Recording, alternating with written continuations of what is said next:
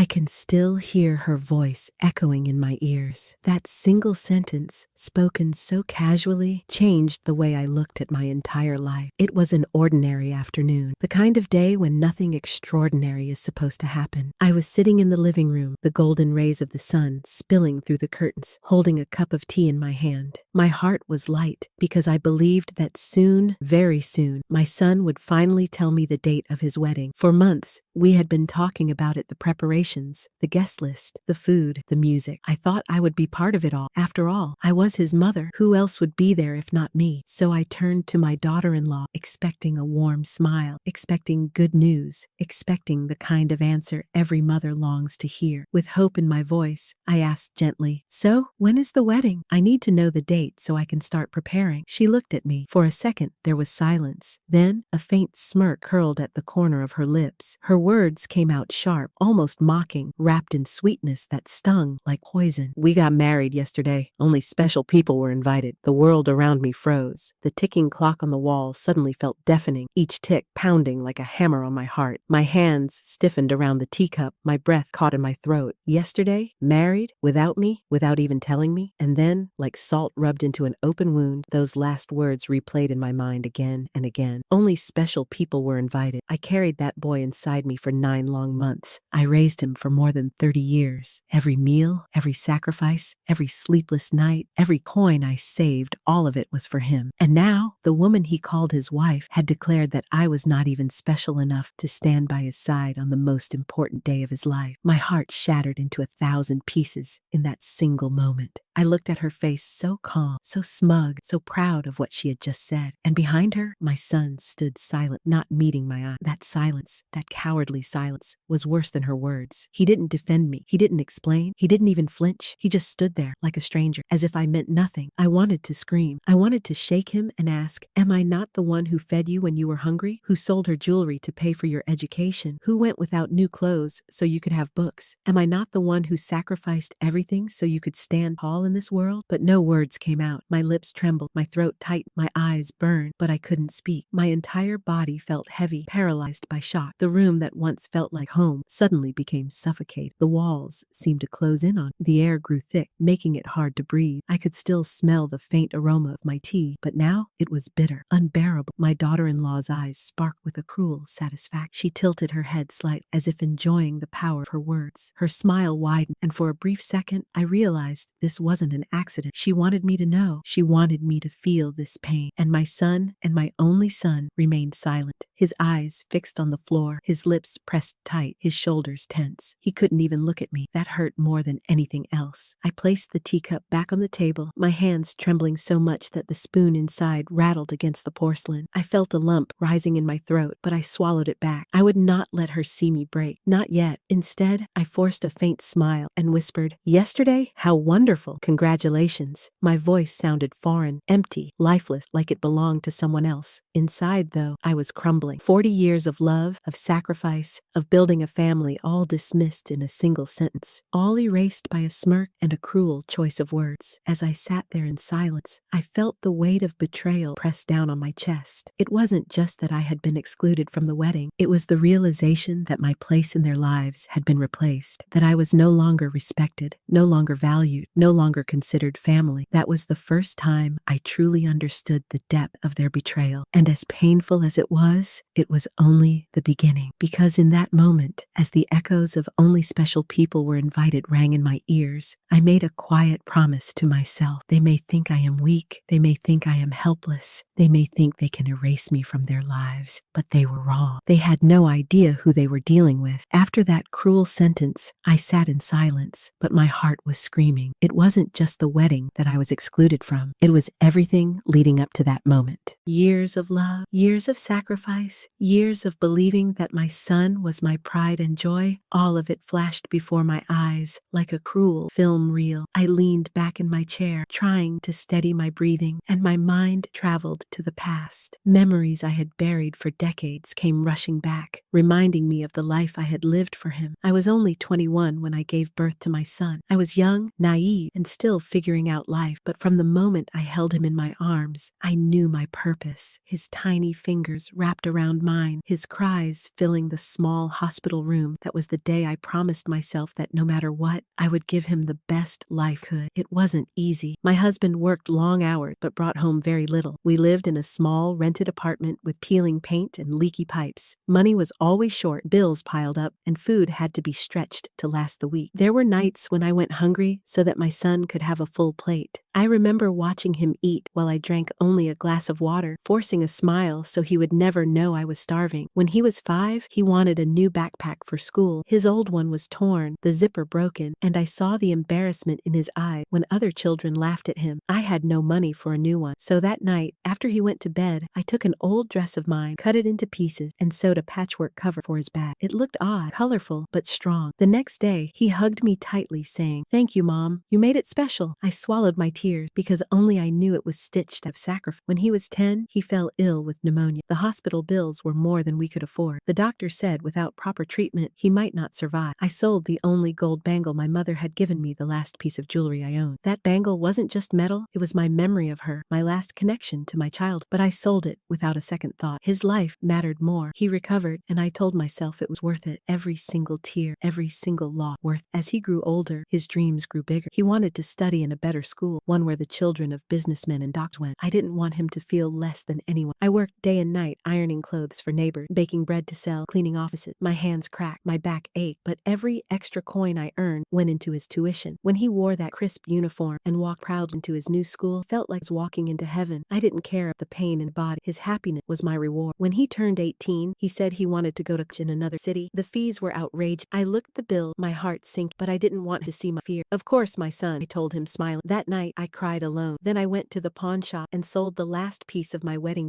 The shopkeeper looked at pity, but I looked at him with determination. That ring had been a symbol of promises that never held value, but my son's future was priceless. I still remember the day he left for college. His bag was heavy, but his smile was light. He hugged me quick, already distracted with his friend. I stood there watching the bus disappear into the distance. My heart ached. For weeks after, I lived on the bare minimum, scraping, sending him money whenever he asked. "Mom, I need book. Mom, I need new shoes. Mom, the hostel fees went up." I always said yes, even when it meant to skip meals or patch up my own clothes for the 10th year. He graduated with honor, got a job, and started earning. For the first time, I thought maybe, just maybe, my sacrifice, maybe he would remember, maybe he would care for me, but things didn't turn out. When he brought home the woman who would become, I welcomed open arms. I treated her I cooked her favorite meal, gave her my recipe, even gifted her family heirloom scarf belonged grandma. I thought she'd be the daughter. Soon, I began to notice the way she looked, not with love, not respect, but with disdain. She whispered in my son's ear, laughed behind my back, rolled her eyes whenever I spoke. Still, I told myself, it's just adjustment. She'll change, but she didn't. Instead, she began to control everything. My son spent his money, how often he visited, even what I was allowed to say in my own home. And my son, and the boy I raised, the boy I sacrificed everything for, and he let her. He stood by her side, silent, while she pushed me aside. Yet I still helped them. When they needed rent, I paid. When they wanted new furniture, I gave money. When they said they couldn't afford a car, I took out my savings. Every time I told myself, this is for my son. This is for his future. This is what mothers do. I never asked for anything in return, not even a thank you. All I wanted was to be included, to be loved, to be respected as a mother. And now, after all of that, she looked at me with a smirk and said, "We got married yesterday. Only special people were invited." Special people. Was I not special enough when I skipped meals so my son could eat? Was I not special when I sold my mother's bangle to save his life? Was I not special when I worked day and night so he could study in a school that made him proud? Was I not special when I gave up my wedding ring so he could go to college? Every memory was like a knife twisting deeper into my chest. I sat there, nodding, pretending to be calm, but inside I was reliving every sacrifice, every sleepless night, every tear I had cried alone. And now, all of it felt like a cruel joke. My son may have forgotten, my daughter-in-law may have dismissed me, but I remembered. I remembered everything, and those memories, those sacrifices, were about to become my strength, because I realized something in that moment. If they thought they could erase me from their lives, if they thought they could humiliate me into silence, they were wrong. I had endured hunger, pain, poverty, and loneliness, and I survived all of it. Now I would survive this betrayal too, and this time I would not stay silent. The days that followed were some of the hardest of my life. Every corner of my home reminded me of the truth I had just heard. The sofa where they once sat together, the dining table where I served meals with love. Even the walls themselves seemed to whisper those poisoned words again and again. Only special people were invited. I tried to convince myself it was a misunderstanding. Perhaps they would return with an explanation. Perhaps my son would call and clear away this bitterness with just one kind word. But the days stretched into weeks, and all I received was silence. When I dialed his number, he answered quickly, distracted, his tone cold. "Mom, I'm busy. I'll call you later." But later never came. When she visited, it was never to sit with me or share a moment. She came only to collect a box of food, an envelope of money, and then left without so much as finishing her tea. I had welcomed her like a daughter once, but now she treated me as if I were nothing more than a stepping stone in her path. One evening, I heard her whisper in the hallway when she thought I wasn't listening. "She's getting old. She forgets things. You can't depend on her forever." Her words sliced through me, but the deeper cut was his silence. My son didn't defend me. He didn't protest. He let her words hang in the air, and by saying nothing, he said everything. At a family gathering, I tried to tell a small story from his childhood, a memory that still warmed my heart. But before I could finish, she interrupted with a laugh. "Don't listen to her old tales. She exaggerates everything." The room moved on, the conversation continued, and I was left sitting there with my unfinished story and a lump in my throat. The humiliation burned hotter than fire. Despite the pain, I still gave. I transferred money for their rent, filled their fridge when they claimed they couldn't, helped with car repairs, and paid for new furniture. I told myself, they're young, they're struggling, they'll learn soon. But deep down, I knew they weren't struggling.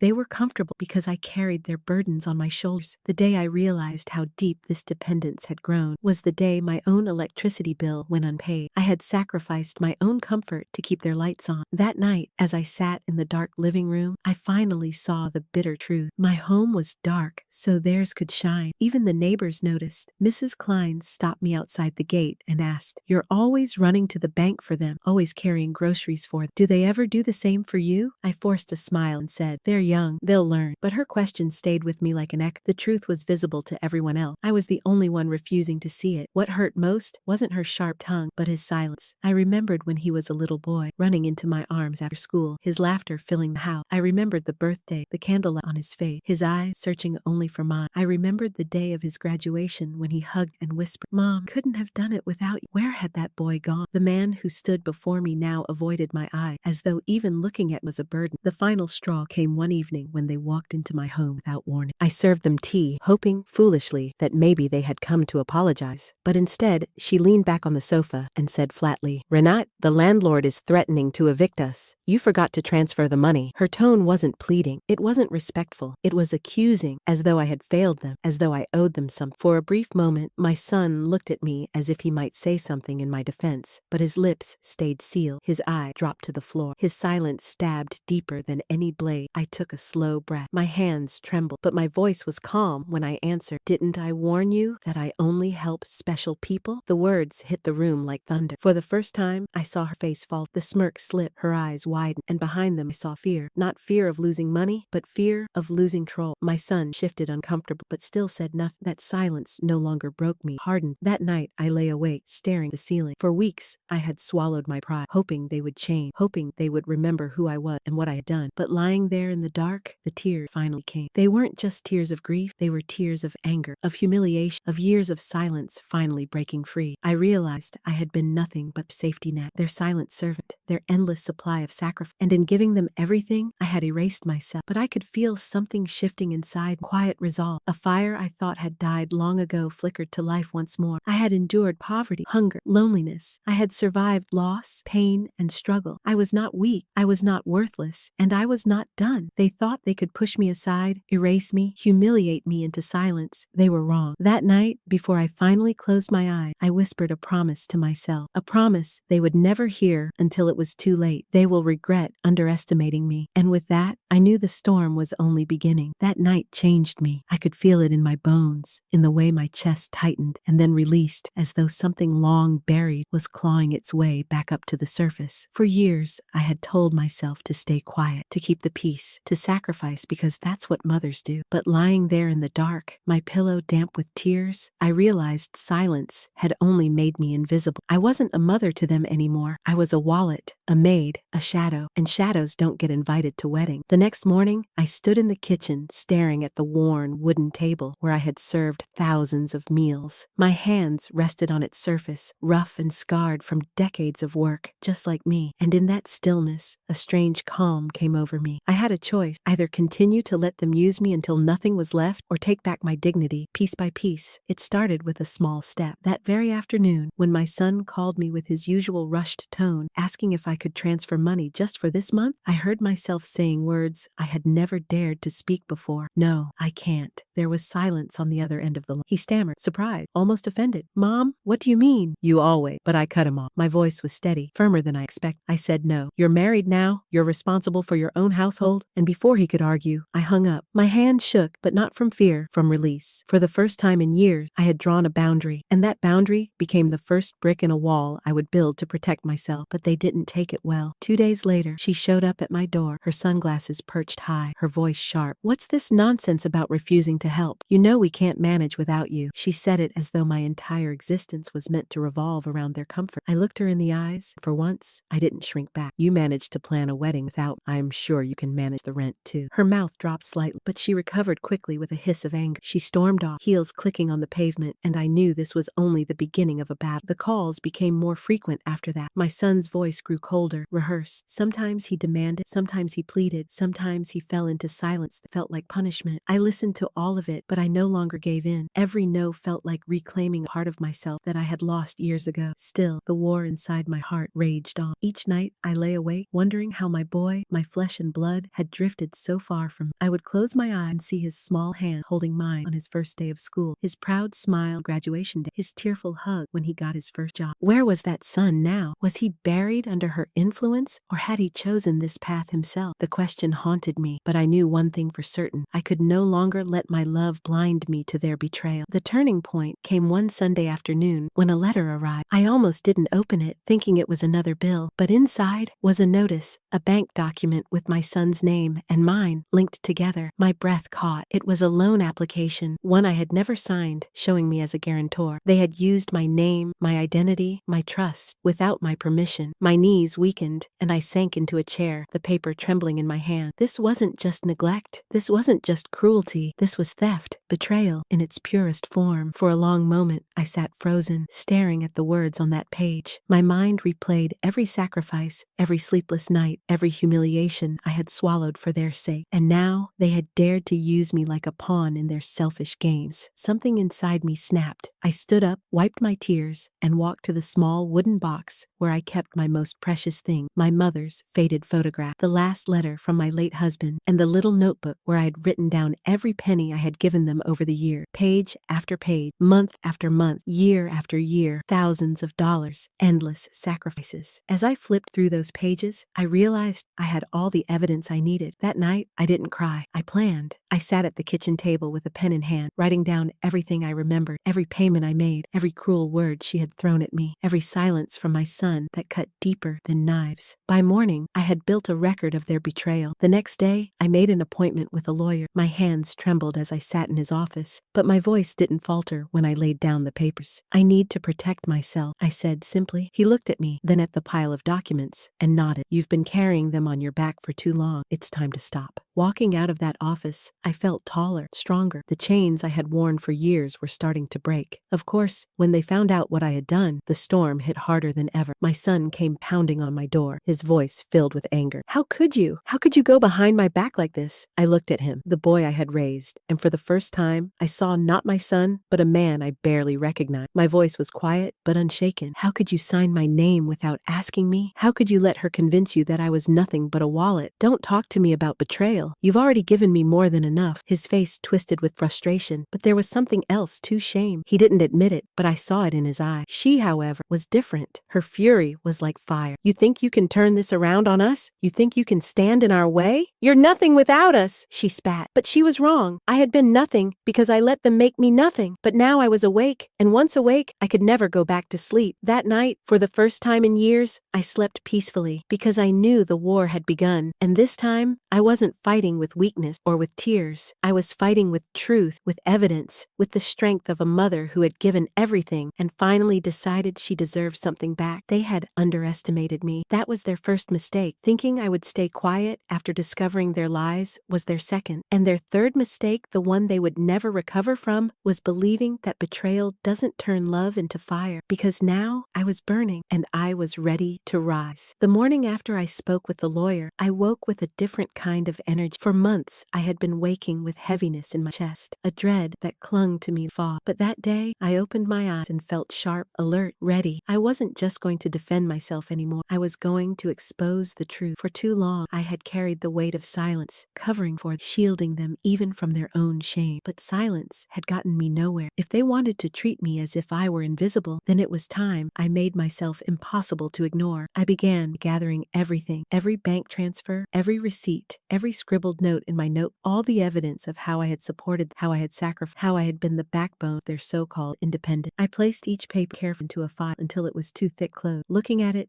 that stack of paper was the story of my life. 10 years of giving, years of being used, but now it would become the very weapon that would protect. The next step was harder. It required me to do something I had never done before, speak openly to others about what had been happening. I had always been private, swallowing my pain behind closed doors. But one by one, I began to confide in those who had been watching from the sidelines, neighbors, family friends, even relatives who had long suspected the tension. I told them the truth, not exaggerated, not twisted, just the plain truth. And as I spoke, I saw the looks on their faces, shock, anger, pity, but most of all, recognition. They had seen glimpses, small cracks in the perfect picture my son and his wife painted. Now those cracks became a broken mirror. Word began to spread, not through gossip, but through quiet conversations that carried weight. And I knew once the truth started walking on its own, it couldn't be stopped. When they realized what I was doing, their reaction was swift and ugly. My son stormed into my house one evening, his face red with fury. "Why are you telling people lies about us?" he demanded. His wife followed, her arms crossed, her lips curled in disdain. "Lies?" I repeated, my voice calm. I pointed to the thick file on the table. "Every page in there is proof. Bank transfers, bills, receipts. Do you want me to show them to you, or shall I show them to everyone else?" Her face drained of color for just a second before she regained her composure. "You wouldn't dare," she spat. I leaned forward, my eyes never leaving hers. "I already have." For the first time, I saw fear flash in her eyes. It wasn't fear of me, but fear of losing the control she had built so carefully. The days that followed were a dance of tension. They tried sweet words, then angry threats, then silence, hoping I would crumble. But I didn't. I stood taller with each attempt. They had built their power on the belief that I would always bend, always forgive, always give. But now, with every no, I was tearing down the foundation they stood on. The final betrayal came not long after. One afternoon, a letter arrived from the bank, a foreclosure notice. My heart raced as I read it. They had tried to put my house, the very roof over my head, under their names using forged signature. They weren't just trying to use me, they were trying to erase me completely. I sat there with the paper trembling in my hands, my vision blurring with tears. This wasn't just greed. This wasn't just disrespect. This was war. That evening, I called my lawyer. "It's time," I said. He listened patiently as I explained everything, and then he told me the words I needed to hear. "We'll fight this, and we'll win." But I knew legal papers and courtrooms would only be part of the battle. I wanted more than justice on paper. I wanted the truth out in the open. I wanted everyone to see them for who they really were. So I began my plan. It wasn't loud or violent. It was quiet, deliberate, precise. First, I made copies of everything: the forged documents, the bank bank transfers, the unpaid bills I had covered, the notice of foreclosure. Then I mailed those copies to relatives, to community members, even to a trusted family friend who worked at the local paper. I didn't add a single word of commentary. I didn't need to. The evidence spoke for itself. Second, I stopped every single form of financial support. No money for rent, no groceries delivered, no payments on their car, nothing. At first, they laughed, saying they would manage without me. But within weeks, the cracks showed. Their car was repossessed. Their landlord plastered eviction notices on their door. The neighbors who once envied their lifestyle now whispered about how quickly everything had fallen apart. Third, I prepared for the inevitable confrontation. I knew they would come, cornered and desperate, and they did. Late one evening, they banged on my door, shouting my name. My son's voice was desperate, breaking. Hers was shrill with rage. "You ruined us!" she screamed when I opened the door. "You destroyed everything!" I looked at them, my heart heavy but unshaken. "No," I said quietly. "You destroyed yourselves. I only stopped carrying the weight of your lies." My son's eyes filled with tears, but he didn't speak. He stood there caught between shame and anger, a grown man who had chosen the wrong side for too long. She, however, had no such conflict. Her words were venom. "You'll pay for this," she hissed. I straightened my back, my voice steady. "I already have. For 30 years, I paid with my sweat, my tears, my sacrifices. And now, it's your turn." That was the night everything shifted. They walked away not as victors, but as beggars, stripped of their masks. And I stood in my doorway, trembling not from fear, but from the raw power of reclaiming my life. In the weeks that followed, their downfall became public. The community that once saw them as a glamorous couple now saw the truth, the lies, the manipulation, the betrayal. My lawyer filed charges for forgery and fraud. The bank froze the loan they had tried to attach to my name. And for the first time, the whispers in the neighborhood weren't about my weakness. They were about my strength. I hadn't just survived their betrayal. I had exposed it. And the sweetest part of all was not revenge in the form of anger or cruelty. It was standing in the bakery one morning, the smell of fresh bread around me, hearing Mrs. Klein say with a smile, "We all know what they tried to do to you, but you showed them. You showed all of us." I nodded, my heart swelling with quiet pride. I hadn't asked for this battle, but when it came to me, I fought it with everything I had. And as I locked the door that night and walked back into my home, I whispered to myself, "This is only the beginning." They thought they broke me, but they only taught me how strong I really am. The storm finally broke one evening when the courthouse doors swung open and I walked inside with my lawyer by my side. My file of evidence was heavier than any purse I had ever carried, not because of its weight, but because of what it meant. Every page was a story of my sacrifices. Every signature, every transfer, every forged document was proof of how far they had gone to betray me. I clutched that file close to my chest like armor, knowing this was the day everything would change. Inside the courtroom, they sat together. My son's head was lowered, his eyes avoiding mine, while she sat stiff-backed, her lips curled in that familiar smirk. For years, that smirk had haunted me, a constant reminder of her power over him, her power over me. But today, it felt different. Today, she looked nervous. Her foot tapped restlessly against the floor, and though she tried to appear calm, I could see the cracks forming in her mask. The judge began, and the proceedings unfolded. My lawyer presented the documents one by one, his voice steady, clear, undeniable. Bank statements showing my years of support, receipts proving every payment I had made, the fraudulent loan application with my name scrawled across it in a signature that was not mine, the foreclosure notice that could have taken away the very roof over my head. Each page was a nail in the coffin of their lies. When it was their turn to speak, she rose first. Her voice, once sharp and commanding, wavered. She tried to twist the story, painting me as forgetful, confused, an old woman making mistakes. But every word she spoke was drowned out by the evidence lying in front of the judge. My son stood when it was his turn, his hands trembling. For a brief moment, our eyes met. In that moment, I saw the little boy he once was, scared, ashamed, lost. But then he lowered his gaze, and his silence spoke louder than anything he could have said. The judge's words cut through the air like a blade. Forgery is a crime. Fraud is a crime. And this woman has every right to protect herself. His gavel struck, sealing their fate. The loan was nullified. The house was declared solely mine, and charges were filed against them. I should have felt joy, triumph, even relief. But what I felt was something heavier, the weight of loss. Because even in victory, I knew I had lost my son. He wasn't the boy I had raised anymore. He had chosen his path, and in doing so, he had chosen to stand against me. The days that followed were filled with whispers in the neighborhood. People spoke openly now. Did you hear what they tried to do to her? Imagine betraying your own mother. The shame that once sat on my shoulders now sat on theirs. They avoided the market, kept their curtains drawn, and when they did appear, they were met with cold stares instead of smiles. But for me, life slowly began to breathe again. I poured my energy into the